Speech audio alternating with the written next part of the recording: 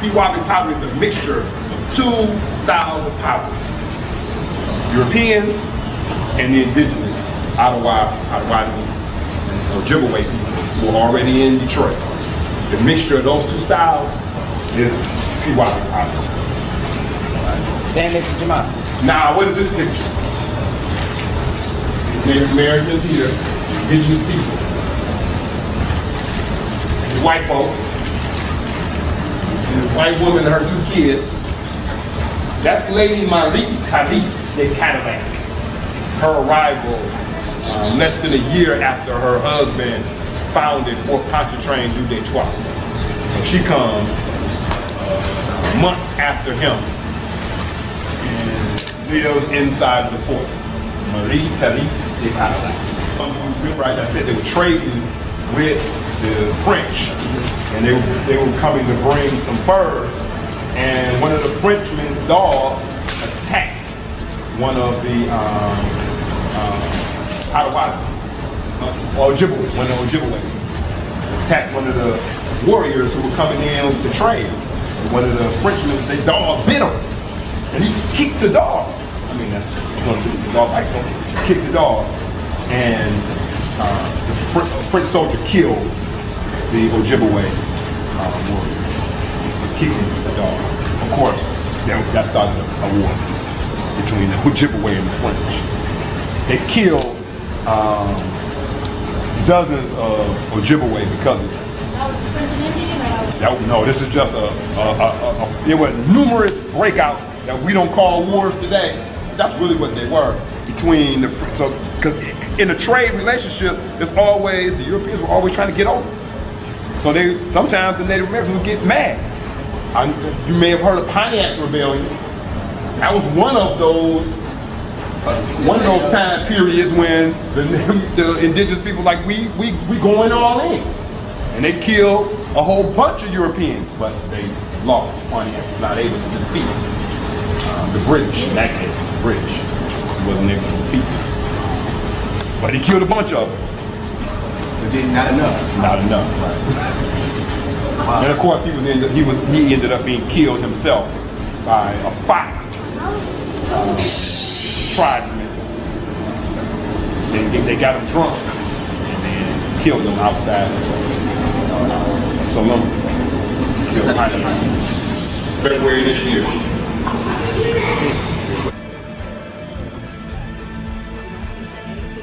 Story that's never told about the ghettos in America. So I want to tell you this story about ghettos in America.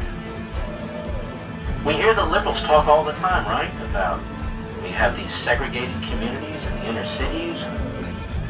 We don't use the word ghetto anymore, but ghetto is a perfectly legitimate word, and I will not be censured and told what words we can and cannot use that are in fact legitimate words. Believe it or not, this was on NPR. Historian says don't sanitize how our government created ghettos. He means the modern inner city. 50 years after the repeal of Jim Crow, many African Americans still live in segregated ghettos in the country's metropolitan areas. Richard Rothstein, a research associate at the Economic Policy Institute, as far as I know this could be some left-wing Marxist group, doesn't really matter, has spent years studying the history of residential segregation in America. Or it may be a conservative group, again, I don't know. He says we have a myth today that the ghettos in metropolitan areas around the country are what the Supreme Court calls de facto. Just the accident of the fact that people have not enough income to move into middle-class neighborhoods, or because real estate agents steered black and white families to different neighborhoods, or because there was white flight, says Rothstein to NPR. It was not the unintended effort or effect of benign policies, he says. It was an explicit, racially purposeful policy that was pursued at all levels of government. And that's the reason we have these ghettos today, and we are reaping the fruits of those policies, unquote. So let's stop right here. His hypothesis, actually his assertion, based on his years and years of study, is that the government created the modern ghetto. Well, that caught my attention. Does it have your attention? Let's continue. One of the ways in which we forget our history is by sanitizing our language and pretending that these problems don't exist. We've always recognized that there were ghettos. The ghetto is, as he defines it, a neighborhood which is homogeneous and from which there are serious barriers to exit. That's the technical definition of a ghetto. Robert Weaver, the first African-American member of the cabinet appointed by President Johnson as his Secretary of Housing and Urban Development, HUD, described many of the policies that this fellow describes today in a book he published in 1948 called The Negro Ghetto. The Kerner Commission referred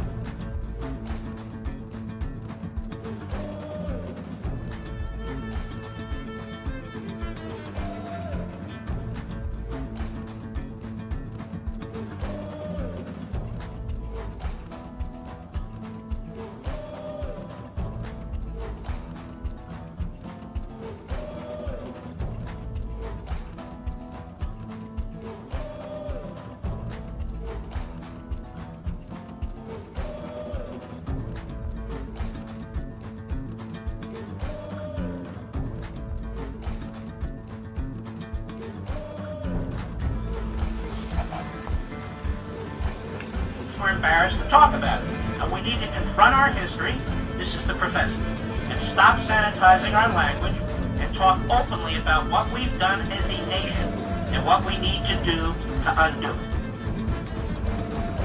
He goes on. He goes on and he says, it's a policy.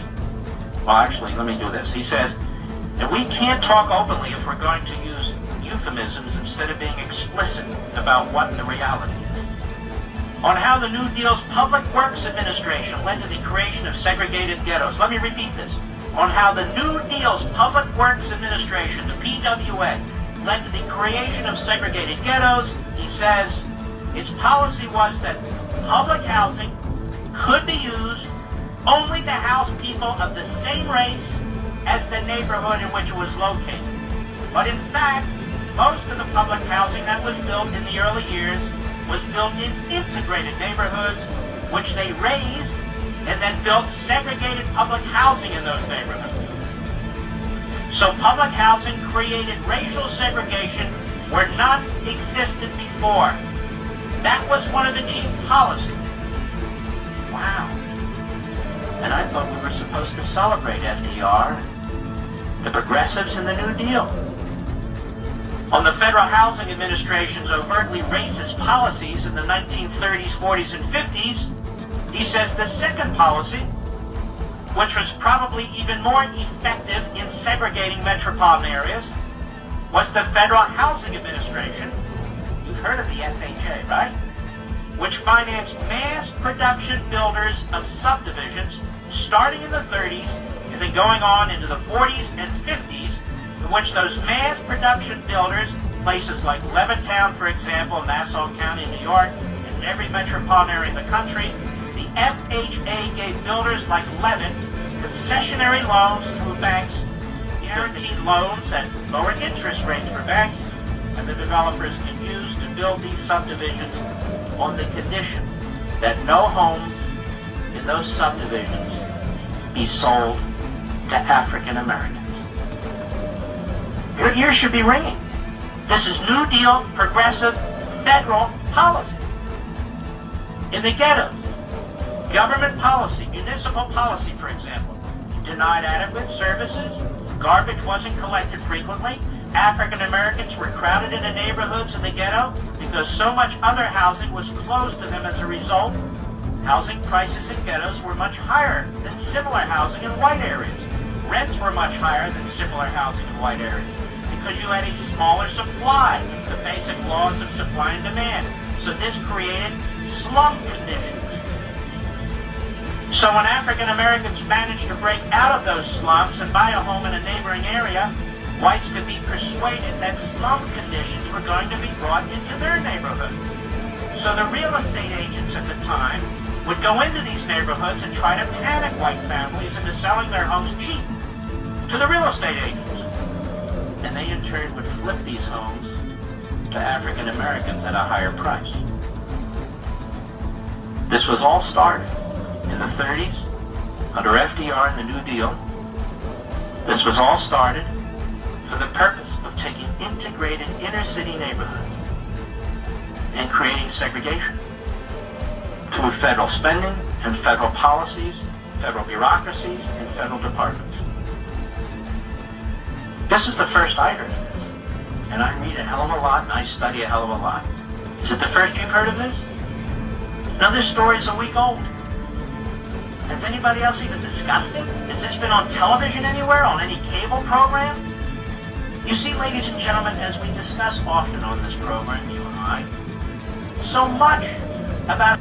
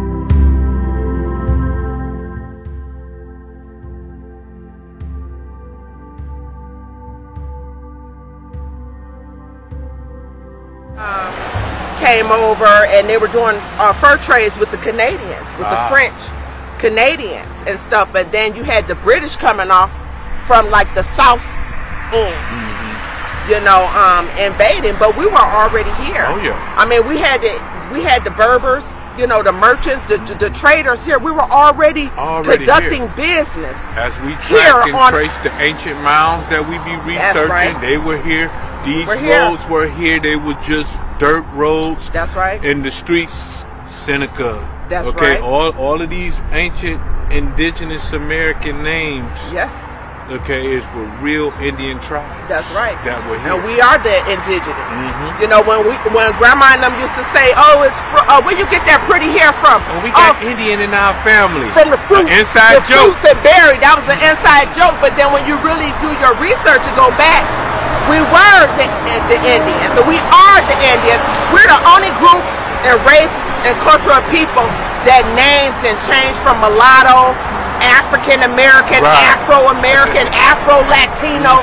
I mean, you do your research. Keep switching it around to confuse you. That's what they want to confuse us. And take us from the land. So if you can't associate a people with the land, you know, I mean, it's up for claims.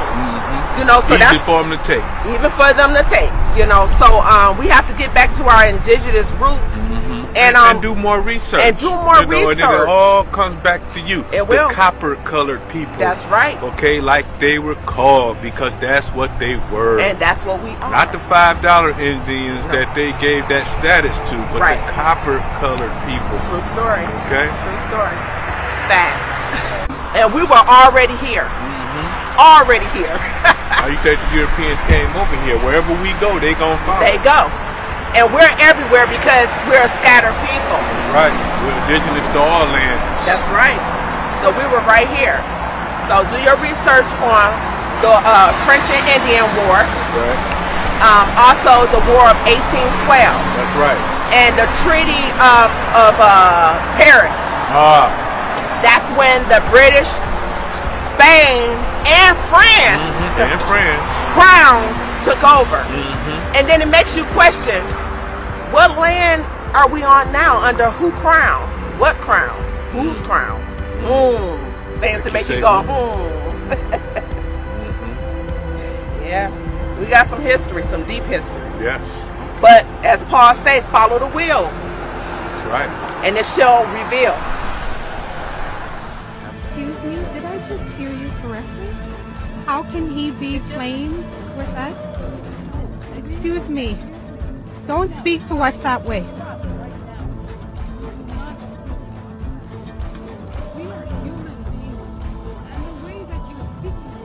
It's not acceptable. No, stop it. Stop it right now. Step out. Step out. Then I don't want to hear from you. You don't speak to us like that. And this is the problem, the way you communicate.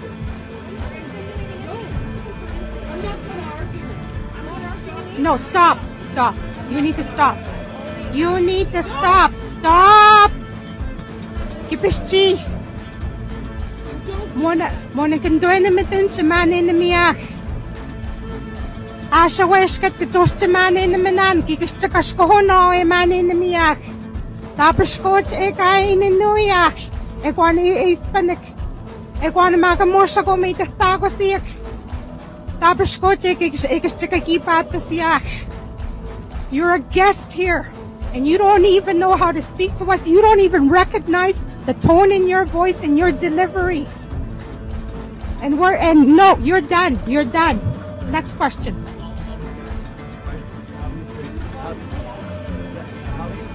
You better be respectful.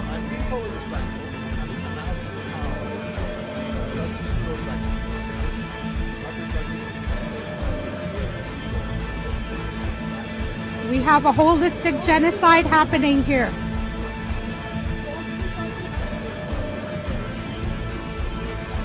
And I can speak for myself. You know what, white people, you've had your voice here for 524 years. 524 years you've been visible, white lady. You've been visible for 524 years. Look how fast your white man comes and steps up for you. Where is everybody else to come and step up for us? I have a right to my voice. I'm still fighting for my voice and my visibility. And I'm telling you right now, there has been 524 years of holistic genocide on Turtle Island. We're the ones that are dying. It's not you that is dying.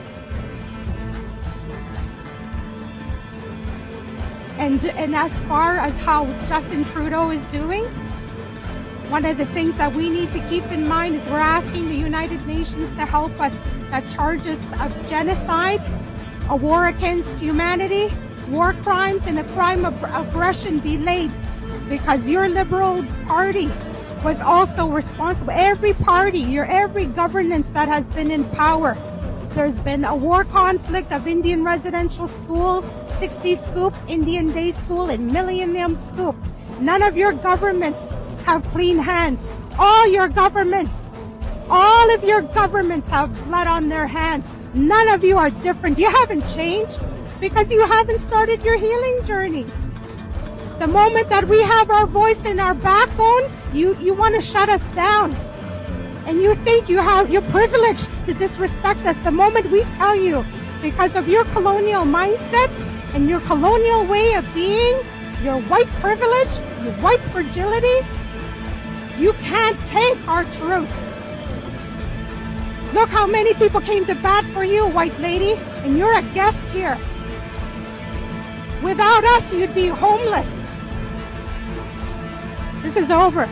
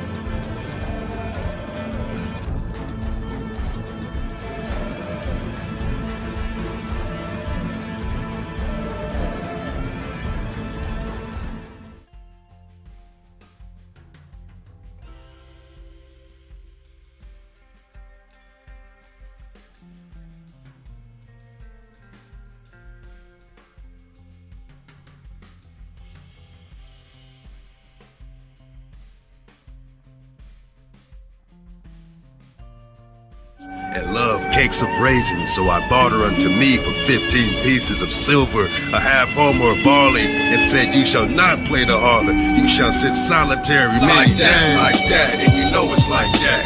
We gon' keep her cold and we gon' take our land back. We gon' keep her cold and we gon' take our land back. We gon' keep her cold and we gon' take our land back. Like that, and you know it's like that. We gon' keep her cold and we gon' take our land back. We gon' keep her cold and we gon' take our land back. We gon' keep her cold and we gon' take our land back like that.